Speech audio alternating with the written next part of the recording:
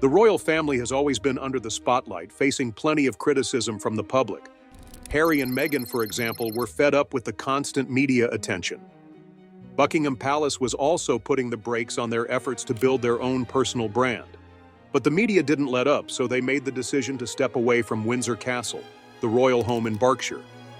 This decision led to a huge secret being revealed, something the press had never seen coming. The secret?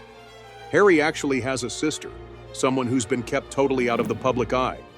Her life was kept so private that it shocked everyone when it came to light. So, why all the secrecy?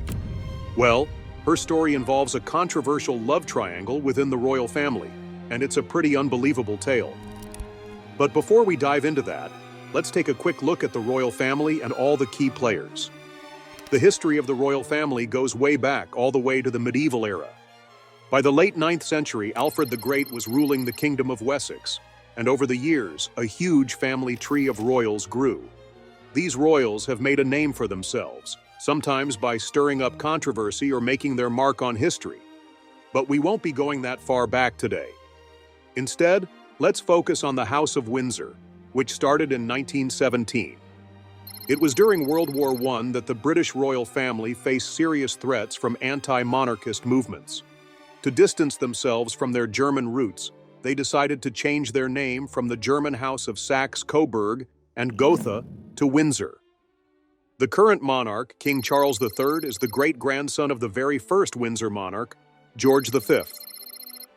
George V's reign was full of challenges. He ruled through both World War I and the Irish Uprising, and in 1911 he became the first British monarch to travel to India. His rise to the throne was unexpected, though. He was Queen Victoria's 20th grandchild, and third in line to the throne. But when his brother, Prince Albert Victor, tragically passed away in 1910, George found himself crowned king later that same year. He ruled until his death in 1936. From George V, the royal family tree continued to grow. King Charles's great-grandmother was Queen Mary, whose grandfather was King George III. Queen Mary was also betrothed to Prince Albert Victor, the eldest son of King Edward VII.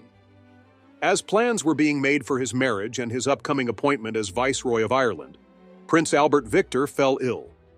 He was diagnosed with influenza, which soon developed into pneumonia and tragically passed away in 1892.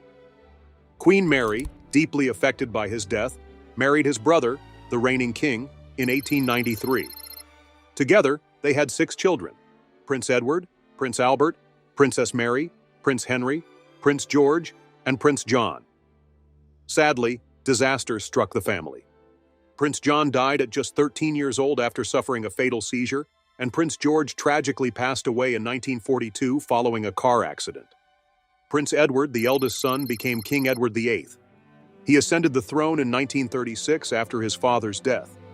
However, just a few months later, his marriage proposal to Wallis Simpson caused a massive scandal in England.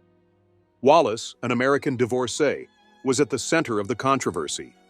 At the time, the Church of England had strict rules about marriage, and divorced people weren't allowed to remarry unless their spouse had died. Since Wallis's ex-husband was still alive, the British government opposed their union. In December 1936, King Edward made a bold move. "At long last, I can say a few words of my own," he said during a BBC radio broadcast, explaining his decision. It was a mix of love and personal desire that led him to abdicate the throne. His decision made history. He became the first monarch to voluntarily step down. Edward's reign was the shortest in British monarchy history, lasting only 365 days. He was given the title Duke of Windsor and married Wallis in 1937. Edward's younger brother, Prince Albert, took over as King George VI. He married Lady Elizabeth Bowes-Lyon, and they had 2 daughters, Princess Margaret and the future Queen Elizabeth II. During George VI's reign, the British Empire was beginning to crumble, and growing unrest in various colonies led to the breakup of the empire. The Commonwealth was created, and George VI became the first head of this new entity. He was also still Emperor of India at the time. Sadly, George VI was diagnosed with smoking-related health issues, including coronary thrombosis. He died at the age of 56 and was succeeded by his daughter, Elizabeth II. Before Elizabeth took the throne, she had been engaged to Prince Philip of Greece and Denmark.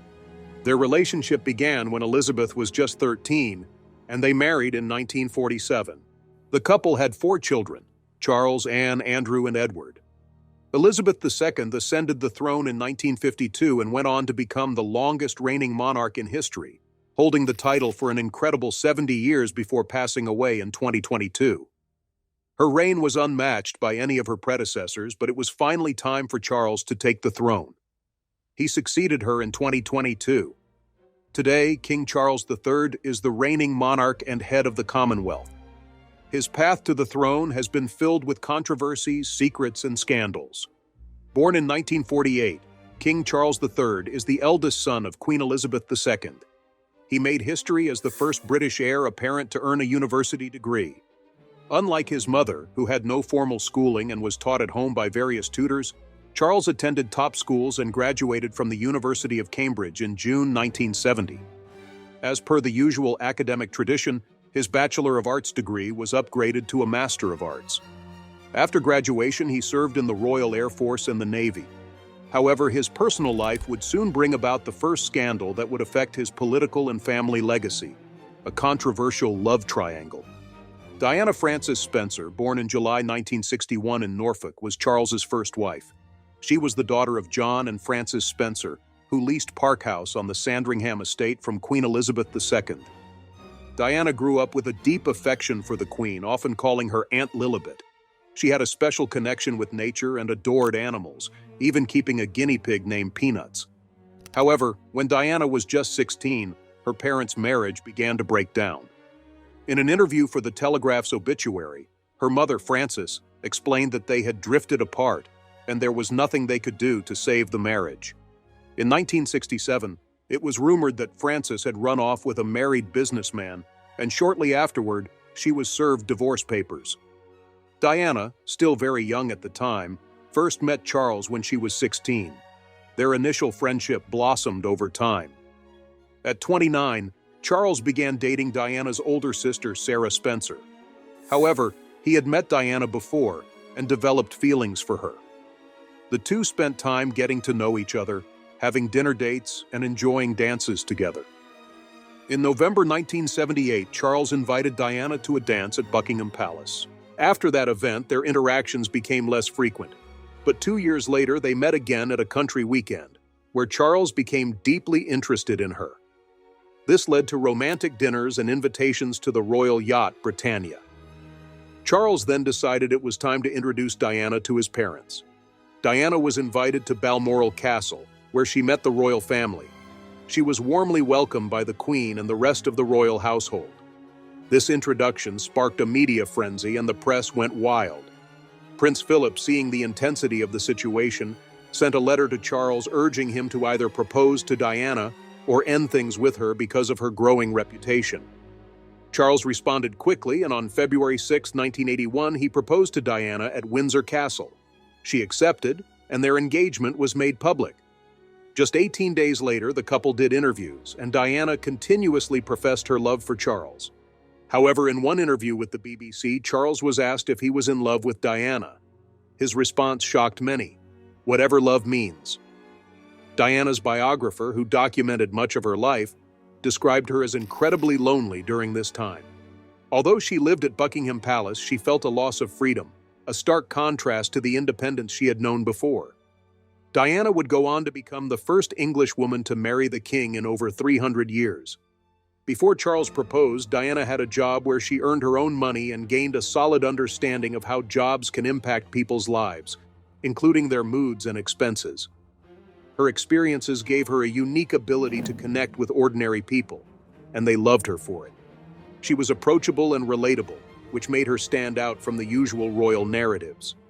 People saw her as the people's princess. She was just 20 years old when she became the Princess of Wales on July 29, 1981. Diana married Charles in a grand ceremony at St. Paul's Cathedral, which was watched by over 750 million people worldwide, with more than 600,000 spectators lining the streets. The turnout was huge because everyone adored Diana, But during the wedding, something unexpected happened that left the crowd in awe. Diana reversed the order of the groom's name in her vows and omitted the word obey, a traditional part of royal wedding vows. This move was a clear sign that she wasn't going to follow the old royal rules and wanted to bring something new and refreshing to her role. The masses appreciated this, and it reinforced her image as the people's princess. After the wedding, the couple was expected to enjoy a peaceful honeymoon, but things weren't as they seemed. Both Charles and Diana were fighting their own personal demons. During their honeymoon, Diana discovered a bracelet Charles had received before the wedding. It was engraved with G and F, which stood for Girl Friday. Diana immediately knew the bracelet wasn't meant for her. It was a gift for Charles's mistress, Camilla Parker Bowles. This discovery shocked her and led to the painful realization that Charles and Camilla had been secretly exchanging jewelry with romantic engravings to conceal their relationship from the public eye. Things didn't get any better during the honeymoon. Diana noticed changes in Charles, including cufflinks arriving on his wrist with engravings she didn't recognize. When she confronted him, Charles claimed they were a gift from a friend, but Diana wasn't convinced. This was the first major crisis in their marriage, and it happened while the public and the press were speculating about their supposedly perfect honeymoon. Behind the scenes, both Charles and Diana were dealing with deep emotional turmoil. Charles had secretly mourned over Camilla, who had started a relationship with him while still married to her previous husband. Diana began to realize that Charles's behavior confirmed her worst suspicions. He was cheating on her. The evidence of his infidelity weighed heavily on their relationship. After the honeymoon, the couple visited Wales, but the public's interest was solely focused on Diana. "We want Diana!" they shouted in the streets, ignoring Charles completely. Diana, looking for a way to take her mind off the heartbreaking situation, decided to focus on something else. In 1987, she began advocating for AIDS patients. At the time, people with AIDS were heavily stigmatized and avoided. But Diana worked to change that by showing the public that HIV could not be transmitted through physical touch. "You can shake their hands and hug them. Heaven knows they need it," she said, encouraging people to treat those living with HIV and AIDS with kindness and understanding. Diana's view on leadership and her role with the common people stood in stark contrast to Queen Elizabeth's perspective. Diana's passion for advocating for people with AIDS clashed with the Queen's disapproval of such efforts. Diana was resolute in not compromising her beliefs, choosing not to live by the rigid old royal system. This was one of the main reasons she omitted the word obey from her vows at the altar. She believed that leaders should be servants to their people, not above them. After a televised interview in which Charles admitted to cheating, Diana fell into a deep depression. She struggled with eating disorders, suicidal thoughts, and overwhelming despair. Eventually, she had no choice but to file for divorce, a process that became so sensational it grabbed the public's full attention.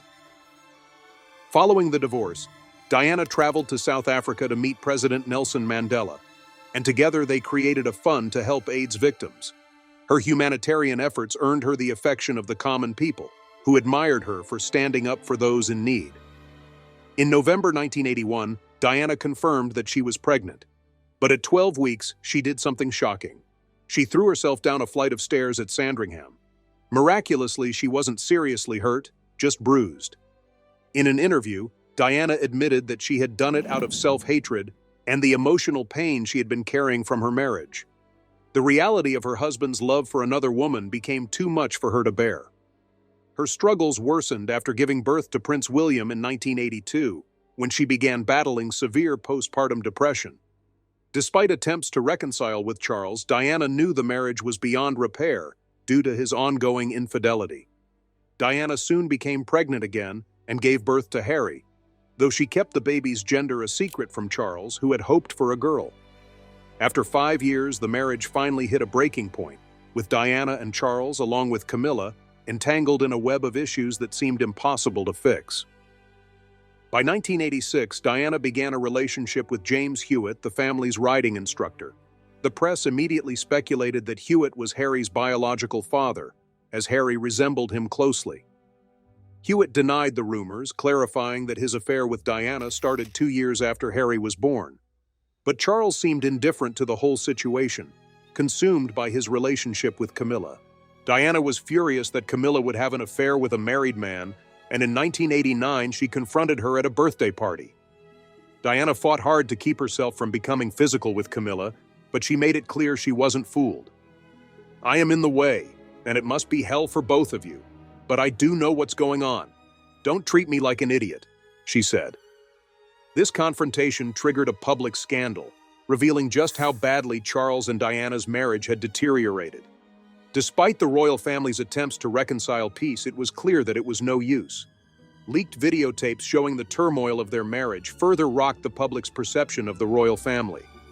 Though Diana had gained the public's sympathy, a few months later, Andrew Morton's book Diana, Her True Story was released, and it contained profound revelations about Diana's jealousy toward her husband's affairs.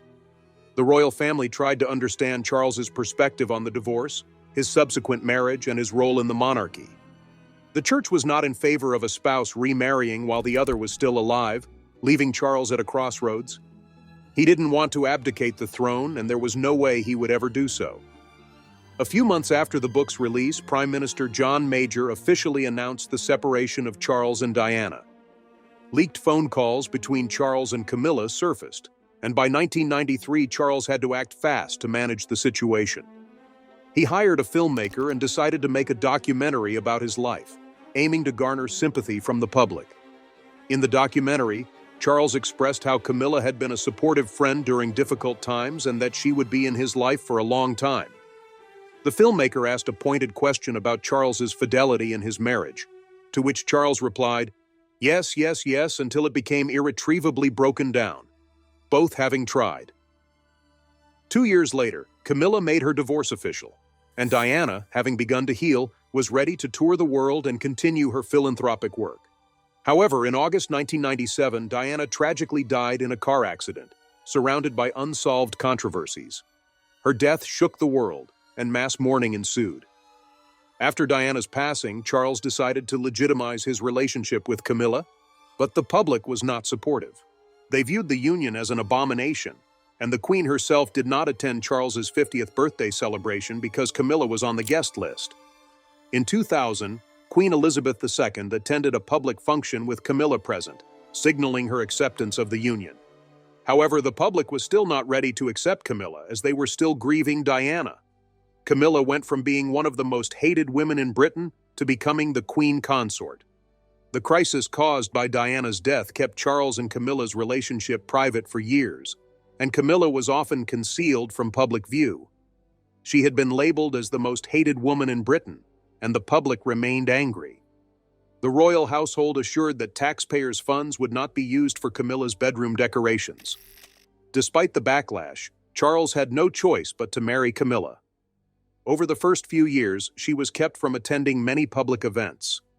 However, in 2005, she began accompanying Charles to social functions, signaling a shift in public perception.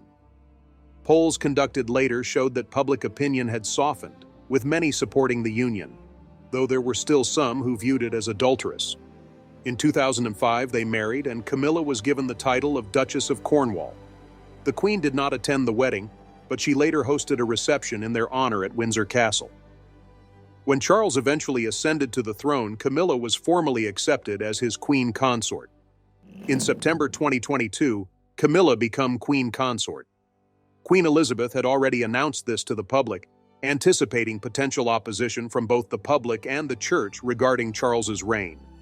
In her wisdom, she held a press conference stating, "When, in the fullness of time, my son Charles becomes king, I know you will give him and his wife Camilla the same support that you have given me. It is my sincere wish that when the time comes, Camilla will be known as Queen Consort as she continues her loyal service." A few months after the Queen's speech, she passed away, and Camilla ascended to the role of Queen Consort at the age of 51. Now let's briefly delve into the secrets surrounding Camilla's hidden daughter and the princess the world never knew about. Laura Parker Bowles, Camilla's daughter, is also the half-sister of Prince William and Prince Harry. Their parents' controversial love triangle had fractured the closeness between the siblings.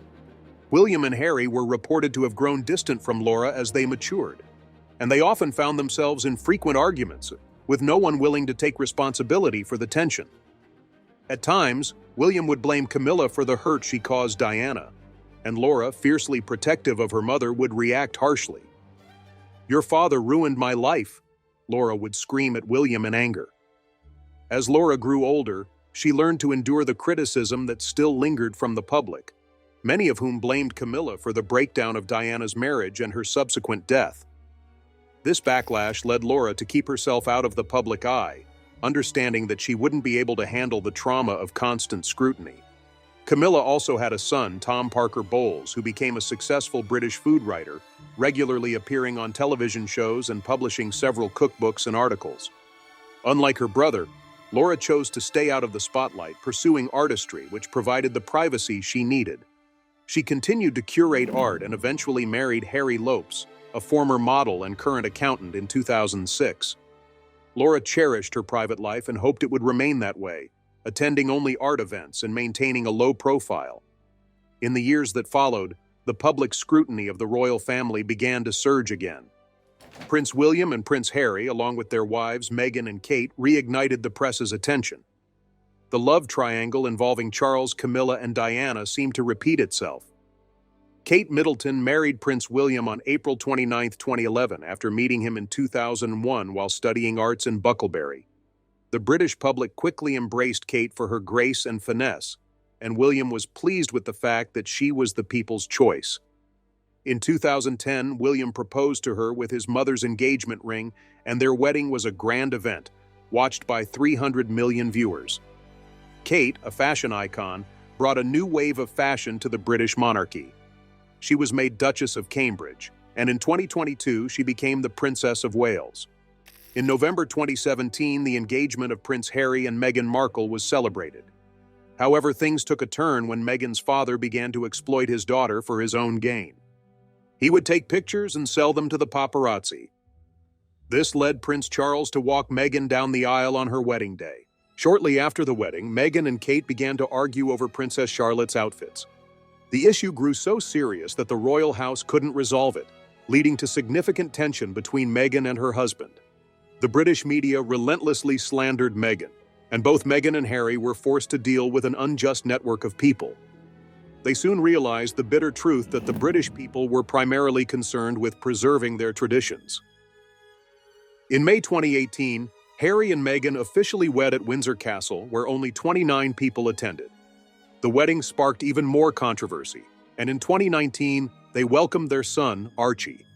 However, there were troubling questions raised about the baby's skin color, with speculation about the possibility of him being darker than the rest of the royal family, which led to paternity suspicions. Meghan quickly realized that the rules of the monarchy were toxic and dangerous, and she felt compelled to leave for her own sanity. Prior to that, Meghan had been seen as the black sheep of the royal family. In 2020, Harry and Meghan officially stepped back from their royal duties after discovering the toxicity of the system. The couple relocated to California, seeking a life away from the scrutiny. With their departure, Prince William and Princess Kate were the only heirs still recognized by the public. The House of Windsor could no longer afford to grant privacy to all its members. William knew he had to follow the British traditional path if they wanted to stay in the public's good graces, but it seemed Kate didn't entirely agree with him. Recent reports have revealed that Kate's whereabouts were unknown, which might explain why Laura Lopes had chosen to lead a private life, shielded from the intrusive eyes of the press. Thanks for watching another episode. What are your thoughts on Laura Lopes' decisions?